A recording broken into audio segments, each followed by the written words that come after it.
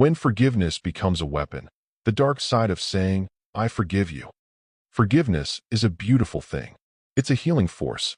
It allows broken hearts to mend, relationships to breathe again, and people to start over. We are told from childhood, in churches, schools, and homes, to forgive, to let go, to give people second chances, to not hold grudges. And yes, there is so much truth and beauty in all of that. But what happens when forgiveness is misused? What happens when forgiveness stops being a bridge to healing and starts becoming a weapon in the hands of the wrong person? Let's talk about this. Let's talk about when forgiveness becomes a weapon, not something that heals, but something that causes more pain. Not a sign of peace, but a method of control. Imagine this.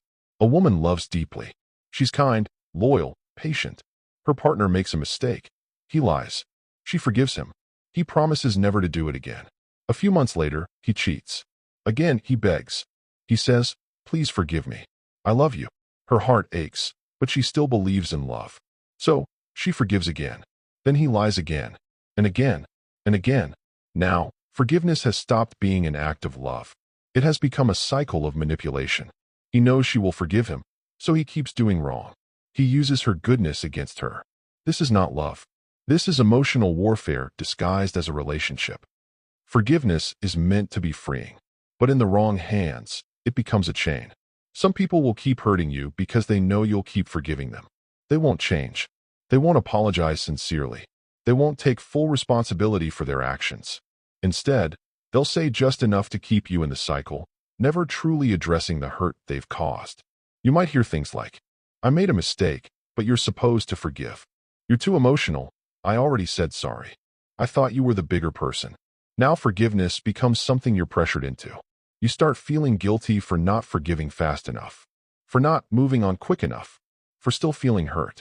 And just like that, your pain becomes your fault. This is how forgiveness gets twisted into a weapon. The worst part?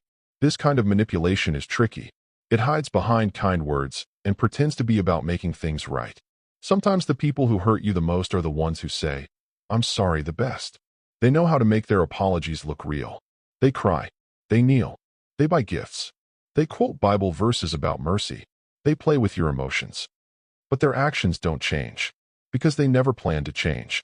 They only wanted to silence your pain long enough to keep control. One of the most damaging lines in toxic relationships is this. If you loved me, you'd forgive me. Let's be clear, love and forgiveness are not permission slips for abuse. Yes, love forgives, but love also protects. Love also sets boundaries. Love also walks away when it is not respected. Don't let anyone guilt you into accepting constant disrespect just because you have a good heart. You are allowed to forgive and still say, I'm done. You are allowed to forgive and still walk away. Forgiveness doesn't mean you have to stay. It means you've let go of bitterness, not wisdom. The difference between forgiveness and enabling. Here's the truth. Forgiveness is not the same as enabling. Forgiveness means you release the anger and pain, so it doesn't destroy your soul. Enabling means you allow someone to keep doing the same hurtful things to you without consequences. Forgiveness is healthy. Enabling is harmful. When you keep forgiving someone who keeps hurting you, and you never draw a line, you teach them that your heart is cheap, that they can break it and glue it back together with a few sweet words. That's not strength. That's self-betrayal. Forgiveness with boundaries sounds like this. I forgive you, but I no longer trust you with my heart. I have let go of the pain, but I won't let you hurt me again. I am at peace, but I won't return to the same cycle. I have healed, and now I choose me. This kind of forgiveness honors your heart. It acknowledges the wound, but chooses not to live in bitterness. It gives you peace without putting you back in the fire. Why do people use forgiveness against you?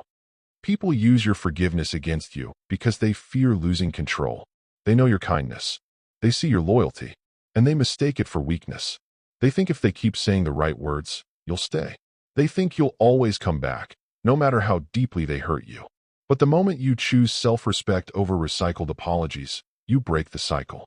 You take the weapon of forgiveness out of their hands and use it to set yourself free. Healing doesn't mean staying. You can heal and still walk away. You can forgive and still say, I deserve better. You can love someone and still admit, they're not good for me. That's not bitterness. That's growth. That's maturity. That's wisdom. Forgiveness is a gift you give yourself.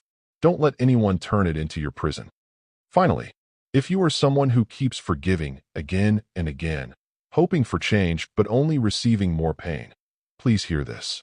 You are not weak for forgiving. But don't let your forgiveness become your downfall.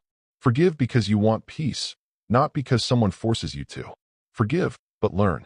Forgive, but don't forget who you are. Forgive, but protect your soul. Forgiveness should be your freedom, not your cage. And most of all, never let anyone weaponize your love against you. Thank you for watching. If this spoke to your heart, don't forget to like, share, and subscribe for more.